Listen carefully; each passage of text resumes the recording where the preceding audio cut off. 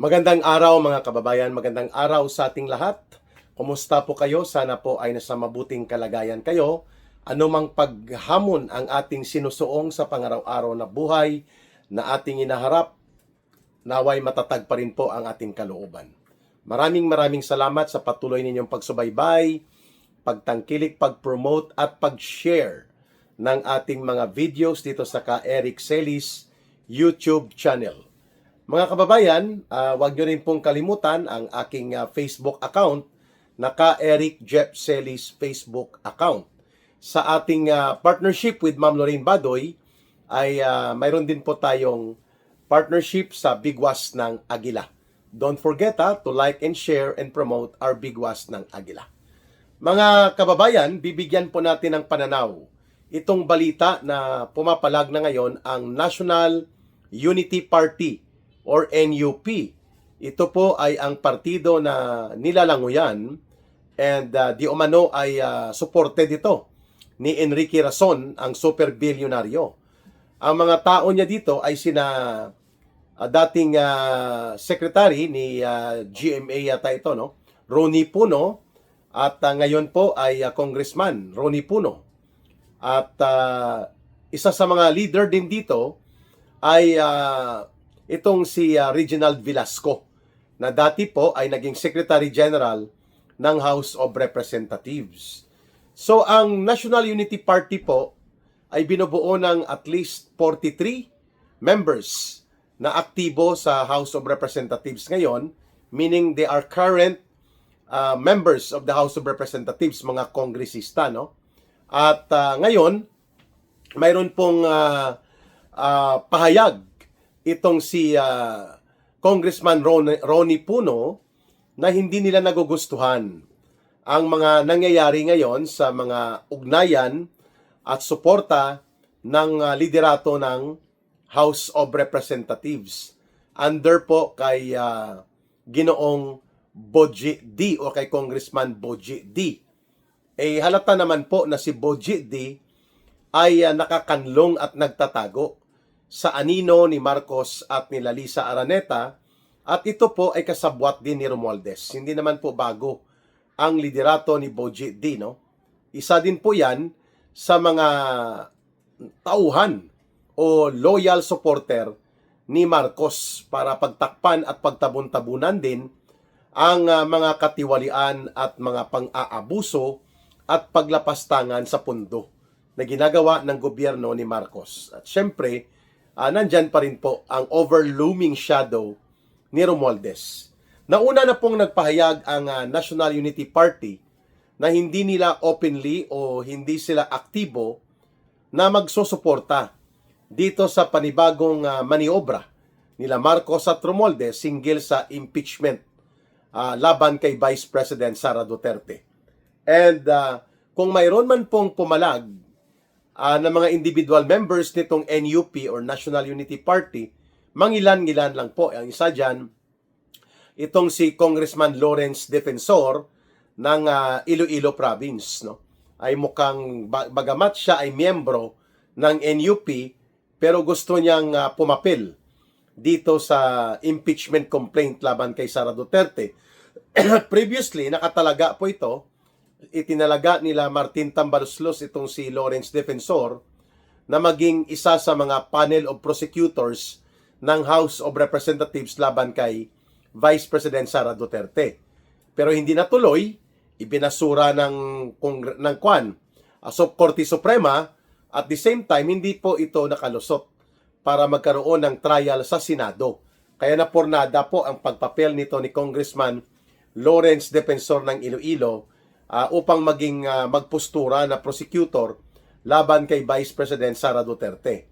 Pero ngayon, bagamat siya ay miyembro ng NUP, mukhang hindi siya susunod doon sa naging desisyon na una na inilabas nila Congressman Ronnie Puno at nila House of Secretary General Reginald Velasco at ng pamunuan ng NUP na ayaw nilang sumuporta o maging aktibo na mag-endorse dito sa pangalawang attempt na magpapa-impeach kay Vice President Sara Duterte. So, we can safely say na mayroong pong mga 40 o 40 na mga mambabatas na manggagaling po sa hanay ng NUP na hindi aktibo na sumusuporta as of the moment upang isulong ang impeachment complaint laban kay Vice President Sara Duterte. Okay? Ang kasalukuyan po maliban dito sa naging pahayag na nauna na patungkol sa disgusto o hindi pagsang-ayon ng NUP sa pangalawang hakbang o second attempt na ipapa-impeach muli nila Marcos at Romualdez si Vice President Sara Duterte, ito na naman ang binabanggit ng isa sa pinuno ng NUP or National Unity Party na si Secretary Puno o dating Secretary Puno at ngayon ay Congressman Ronnie Puno. Ang binabanggit niya na itong si Congressman Boji D ay hindi po maganda ang pagpapalakad dahil ang mga budget sa mga distrito ng mga kongresista, lalo na po sa mga miyembro ng NUP, ay hindi po dumarating ng on time o nadidelay o natetenga. Sa kung ano ang kadahilanan, ay kaya nga po gustong ipaabot ni Congressman Ronnie Puno at ng grupo ng mga NUP, ito pong hindi nila nagugustuhan na mga parang pinipiga o kaya ay sinasakal nila Boji D ang pagpaparilis bilang Speaker of the House. Mayroon po siyang prerogative kung papaano po mapipirmahan ang pagpapabilis o pagpapabagal ng mga pondo na kailangan o nire-request ng mga kongresista. May kapangyarihan po siya dahil siya ay Speaker of the House. So ang nakikita natin dito mga kababayan, dalawa, nagkakaroon ng pagkakabitak-bitak. There is a crack right now among the alliances sa loob ng House of Representatives dahil po nagmamaniobra na rin itong grupo nila Boji D at nila Martin Tambaloslos upang kontrolin ang pagpalag ng NUP o ng mga miyembro ng National Unity Party dito sa gusto nilang mangyari na pagpapa-impeach laban kay Vice President Sara Duterte, in which hindi po ito aktibo na sinusuportahan o iniindorso ng mayoriya ng mga miyembro at pamunuan ng NUP o grupo nila Congressman Ronnie Puno. So, ang pagpapawithhold o ang pagsasakal ng mga pondo ay isa po itong pamamaraan ng pagpaparusa. Kaya nga inilabas na siguro ni Congressman Ronnie Puno itong mga nararamdaman nilang paninikil sa kanilang mga pondo at sinabi niya na hindi niya nagugustuhan. Hindi nagugustuhan ng NUP ang ganitong uri ng paggamit ng pressure point kung saan ang mga pondo na para na assign na o na appropriate na para sa mga district areas at mga proyekto ng mga miyembro ng Kongreso, including ang National Unity Party members, ay mukhang pinagdidiskitahan at dinidiskartihan po nila Speaker Boji D para hindi nila maparilis at nang sa ganun magkaroon ng bargaining o pakikipag-usap upang mapipilitan po na sumunod ang grupo ng NUP na mga kongresista sa kagustuhan nila Marcos at Romualdez na bumoto sila para mapapa-impeach muli o gagawin nila ang impeachment laban kay Vice President Sara Duterte nang sa ganon ay upang maiakyat po nila doon sa Senado at magkaroon ng trial laban kay Vice President Sara Duterte. Ngayon, dahil pumapalag po itong NUP, bigla naman po itong nagkaroon ng problema sa pagpaparelease ng kanilang pondo. Pangalawa, maliban po dito sa paninikil at high-handed pressure na gustong mangyari nila Tambaloslos at nila Marcos upang hindi po pumalag ang mga miyembro ng Kongreso, iniipit ang kanilang mga pondo, ito naman po sa bahagi ng NUP at ng mga miyembro nila nagpapakita na nagkakaroon na ng power struggle. Nagkakaroon po ng bangayan o internal na banggaan sa loob ng House of Representatives dahil may mga pagkakaroon ng crack within the coalition or the alliances nitong mga political parties. Mantakin mo, malaki-laki din po yan 40 na mga kongresista po ang pwedeng mahatak para bumangga dito kina Boje D, Martin Tambaluslos at sa mga grupo nila. At ang Davao Group, mayroon din yatang 4 or 5. So 45 sila kung magkakaroon po ng influence operation sa loob ng House of Representatives. Malaking bagay po kapag hindi sumuporta itong isang bloke, 45, no? Davao Group na mga 5, and then 40 ang NUP and other na mga miyembro ng party list na nakalinya sa sa Duterte political camp. So kulang-kulang 50 din po ang pwedeng sumuporta kasama sa NUP upang tutulan itong pagpupumilit nila Marcos at Tambaluslos na itulak ang pangalawang impeachment operations versus kay Vice President Sara Duterte. So the crack within the coalition and within the political party alliances sa House of Representatives are now becoming prominent. Mas nakikita po at hindi na maitatago na nagkakaroon na ng banggaan sa loob po ng House of Representatives, lalo pa at papalapit na po ang 2028 elections, nagkakaroon na ng realignment of forces. Dati pong kaalyado ito ng dominant party sa loob ng House of Representatives, ang partido nila Tambaluslos na Lakas Group, no? Ang Lakas Group, mayroon yatang 108 or 103 na mga kongresista at kaalyado nila dati itong NUP, so they have around 145 members dati sa coalition and other individual members. Kaya kaya nilang magkaroon ng higher majority number.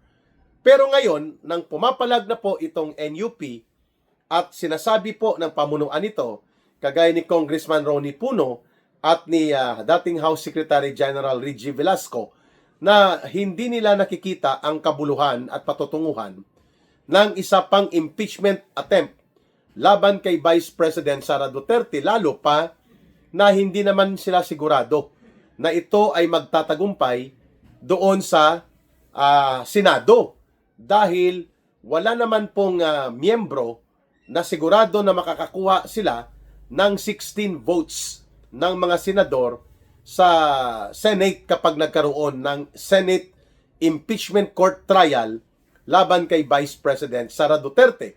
So sabi ng mga taga-NUP sa kanilang pamunuan, exercise in futility. Ibig sabihin po, magiging walang saysay lang. Ang ganitong hakbang na magpapa-impeach ka, magsasayang ka ng resources, ng oras, panahon, at magkakaroon ng mga bangayan sa loob ng Kongreso, hindi naman sigurado na magboboto ang 16 senators para ipakonvict si Sara Duterte. So what's the point of proceeding about that? Kaya naman, ang naging reaksyon ngayon nila Boje D, nila Martin Tambaluslos, at nila Marcos ay kailangan ipitin, kailangang higpitan at sikilin ang mga political alliances sa loob ng Kongreso nang sa ganon ay mapipilitan silang sumunod doon sa linya ng pagpapabor at openly ay i-endorse at suportahan nila ang impeachment complaint laban kay Vice President Sara Duterte. At ang isang hakbang po dyan ay ang pag-iipit ng pondo. Ang pagpaparelease pwedeng madelay yan, 2-3 buwan. So kung mayroon ka pong mga projects dyan at mayroon kang mga soft projects, scholarship, o kaya mga hindi siya infrastructure project, pero mga proyekto ng district mo at napunduhan na, hindi pa napaparelease dahil hindi pumipirma ang Speaker of the House at ang House Finance Committee Chairperson o yung Committee on Accounts, hindi mo makukuha ang pondo, hindi mo mapaparelease. That is one pressure. At ang pangalawa, ito pong MOOE, yung ini-expose po ni Pangulong Duterte at ng mga dating mga members ng House of Representatives na 1 million to 2 million a month na allowances na ang ginagawa lang ay certification by liquidation, na mag-certify ka lang na nagamit mo na, wala nang resibo, okay na. So pwedeng ipa-hold din po yan, no? Kaya ito mga CPP, NPA, NDF party list na yan, tuwang-tuwa sila kapag nakakapasok sila sa Kongreso, dahil hindi lamang pork barrel ang sinisip-sip nila na pundo mula sa gobyerno, at ginagamit nila ito para sa pagpapalakas ng communist terrorism ng kanilang grupo na CPP, NPA, NDF. Mayroon pa po silang tinatawag na extraordinary fund, mga kababayan, na ang ibig sabihin po ay mayroon po silang mga pondo na pwede nilang gamitin upang magkaroon sila ng leeway na hindi na nila kailangan pa magkaroon ng liquidation, ay simple lang po na gagamitin nila para ito ay maging batayan, maparelease na sa kanila. So malamang iniipit din po ito, mga kababayan, itong tinatawag na extraordinary fund na liquidation through certification lang, at ito ay discretionary, by the millions din po ito. Isa ito sa pamamaraan ng pamunuan nila Boji D, nila Martin Romualdez, na pipigilan nila na mapaparelease ang mga pundo para sumunod.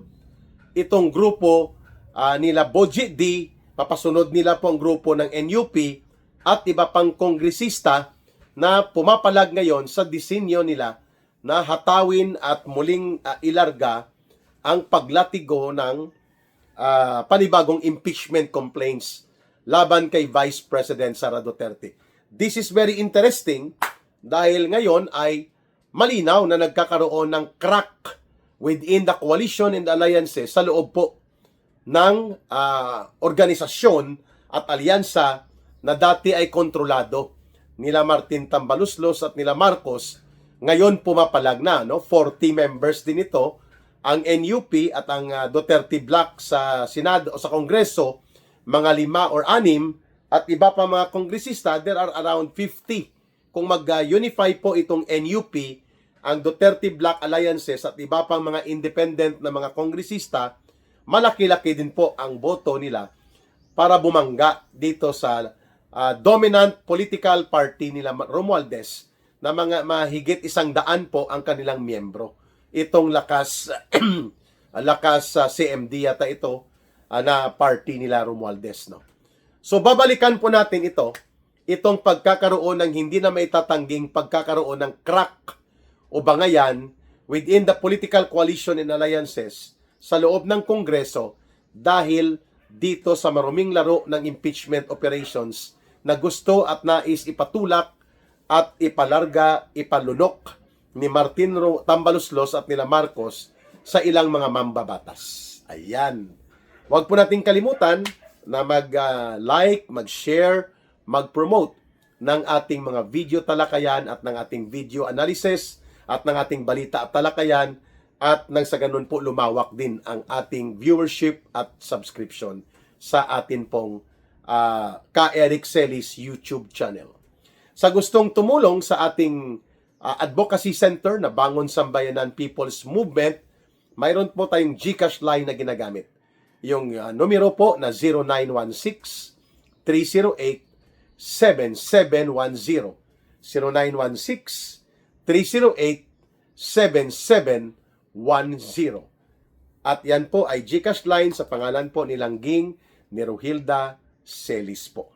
Mga kababayan, huwag nating kalimutan ang ating habilin palagi, mahalin natin ang bansang Pilipinas. Walang ibang magmamahal nito, kundi tayo ring mga Pilipino. Para sa Diyos at sa Pilipinas nating mahal, may God bless everyone, and may Allah will be with those who are Muslim brothers and sisters. Bye for now. Maraming salamat muli. Ito si Ka Eric.